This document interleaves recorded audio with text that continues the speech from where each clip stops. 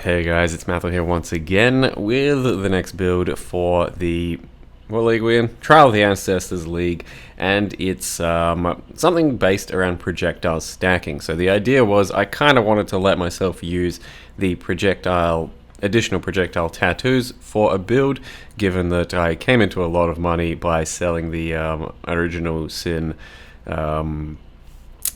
Sanctum relic. So that was like 85 divines or so. Thought, hey, we can use projectile tattoos one time. And I went a bit more investment heavy on a build, and this is the result. So I was thinking what I could do with that for spells. It could be Ice Spear, Creeping Frost, Winter Orb, and I landed on doing Winter Orb with Creeping Frost, Cast While Channel, and went from there. So from there, we decided that Saboteur is actually pretty nice for AoE spells as an ascendancy, while wanting to also steal Polymath from Trickster. So the character is a Saboteur with trigger bots, which means that every single time I cast while channel, I shoot out twice as many Creeping Frosts as I otherwise would, because the trigger bots take care of all your triggers, and in this case, cast while channel becomes one of those triggers. So a lot of the build is Winter Orb, a lot of the build is Creeping Frost, but the idea is that I've got 2 projectile tattoos that give me 4 additional projectiles, and then I don't have to use GMP, LMP, anything like that. And that does mean that you can probably do a bit more damage than if you otherwise invested with GMP. And the resulting build is so far pretty good. It's also using Annihilating Light. It's actually kind of a coincidence that the build of the week got released yesterday. Has very similar elements to what I'm doing here. I have Annihilating Light. I tried to scale some Herald of Ice action with the Shatter tattoos. And yeah, other than that, I tried to make it a decent enough build. But the way it needed to be scaled with tattoos and lopsided damage in the end means that it's not a very well balanced build. Like, if you got a lot of money and you feel like copying something like this, be warned, it's probably the squishiest build I would have ever made, but it doesn't die very often just because you have really good clear, you freeze things, and the DPS is pretty nutty. So thus far, I think just during mapping, maybe died like once or some shit, and have taken on some Guardians and Uber Maven as well.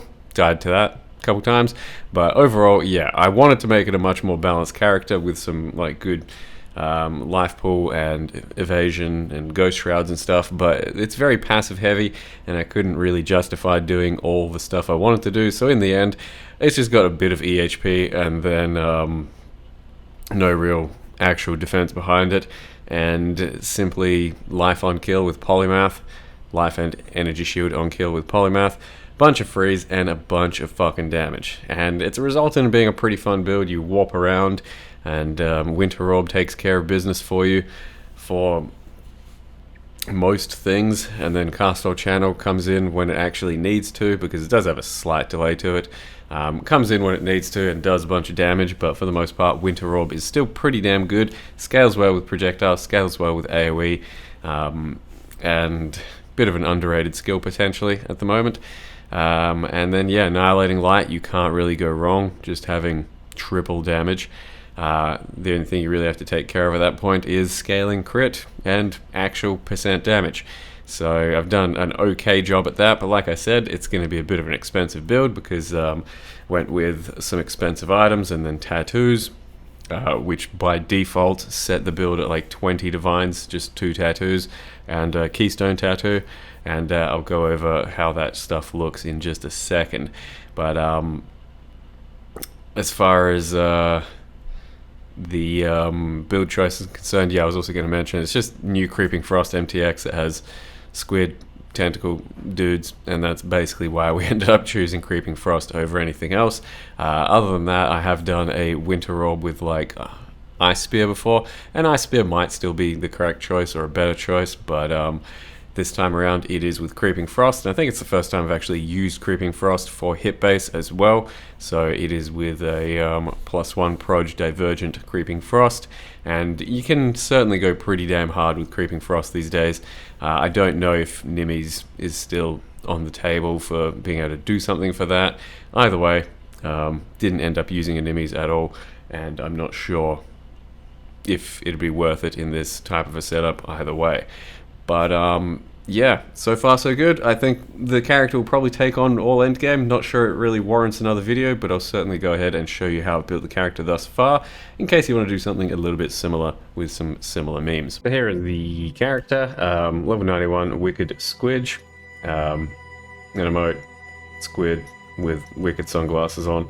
And it is based around the new MTX of Creeping Frost that actually creeps towards enemies. So if you didn't know, Creeping Frost leaves a puddle on the ground, and it actually is a damage over time, creeps towards enemies. It makes me actually want to play a Cold Dot build at some point to have, you know, Creeping Frost creep towards enemies. But it's kind of pointless to do Cold Dot just regularly because it's very one-dimensional. There's just not much you can really do with it that differs from build to build. So it's just it's a good opportunity maybe for a racing event. There's going to be some events coming up, so maybe during one of those, if it's like hardcore, Cold Dot very solid in that regard. Otherwise, just Divergent Creeping Frost gives you an additional projectile, and it can hit pretty hard. And on top of that, with additional projectiles, the overlap damage does kind of shotgun. So if you have a lot of your projectiles all overlapping, they'll all do damage on a single target. And since I'm using skitterbots, as you can see, they're going to place themselves next to an enemy, and then all of that is going to overlap and shotgun, which is pretty damn convenient, because if you were doing this yourself, you'd have to be either right on top of the enemy or sitting back and just getting bad shotgun spreads, kind of like that. So this means that we don't have to be strictly on top of the target with this build, and our Winter Orb can do damage from range, and then our Skitterbots or Triggerbots can be on top of the enemy and get all the shotgun overlapping going. So that was basically the basis of the build idea and why I went with this entire little concept, and that's rest is history, I suppose. So Triggerbots with Perfect Crime. You can do an Assassin or a Trickster and then steal this if you still want to do this as well. If I did a Trickster, I think I would have made a much more balanced character with proper like evasion, ghost shrouds, and recovery and shit like that. But I went with the Saboteur angle and then just stole Polymath instead, which is pretty fucking expensive, but like I said, went splurging for a character. So the main tech behind this build, and the reason I wanted to do some Proj stacking, is the additional projectile tattoos. If you put one in this slot here and this slot here, you can then also double them with Warrior's Tail, and thus getting 4 projectiles for 2 tattoos, and they were 8 divines each at the time. You can also then randomize, or you pretty much have to do something to this keystone here so that it's no longer Perfect Agony, because Perfect Agony is 30% less hit damage. So grab the keystone tattoos, which are like 3 divines each, and go until you get something that doesn't break your character. In this case, it's arrow dancing. There are some good results, of course. You can go until you get a good result, but that might be pretty RNG heavy. Ideally, in my build, I would have taken like Pain Attunement and then cut my life, and I still might do that just so that I can get massive amounts of damage on the build and then become even squishier. But that's where we're at. Extra projectiles, tattoos. So Winter Orb by default has 5, Creeping Frost by default has 6, and you can go much heavier with projectile scaling as well, but in this case, that seems like enough. And then I just built around Annihilating Light and scaling power charges. So we've got an extra power charge over here with a tattoo, and then just went all the way up. Tattoos to do some shit with Killing Blows, chance to shatter him as though frozen, and then Herald of Ice helps prolif a little with that. It's not super crucial in this build or super build defining, but it's there for now. Maybe we can do some other stuff. And then the other expensive stuff in the build is a heat shiver. So there's a few on the market that are like these. I wanted a +1 power charge heat shiver. They are by default 10 divines. There's winter orb ones with 2 max stages for an extra couple, so 12 divines for this hat. And that's where most of the money has gone into the build. The 2 tattoos and polymath and heat shiver. Aside from that, everything else is pretty normal. So we've got like annihilating light, yoke of suffering. First time I'm actually using one of these, but in this context, getting pretty close to maximum shocks against most enemies, and then also 15% increased enemy damage taken is probably going to be tough to beat for an actual amulet, so I went with this. But first time I've actually used one, figured it's nice because it's got some resist as well. Then just a classic Mark of the Shaper comboed with a Chaos Res ring, so grab an Elder ring, catalyze it, and then just go to town with Chaos Crafts on the Harvest Bench until something good happens. Lock suffixes, Veil Orb, there you go. Just some gloves, Temple gloves, these nothing special at all. A couple of res. Same thing with the belt, Chaos Craft, get something good to happen. Some resist, lock suffix, veil, etc.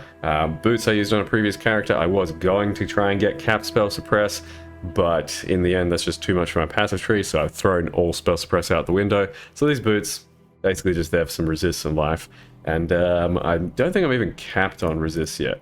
I've been working on that like passively because it doesn't really matter too much given that I'm not supposed to get hit.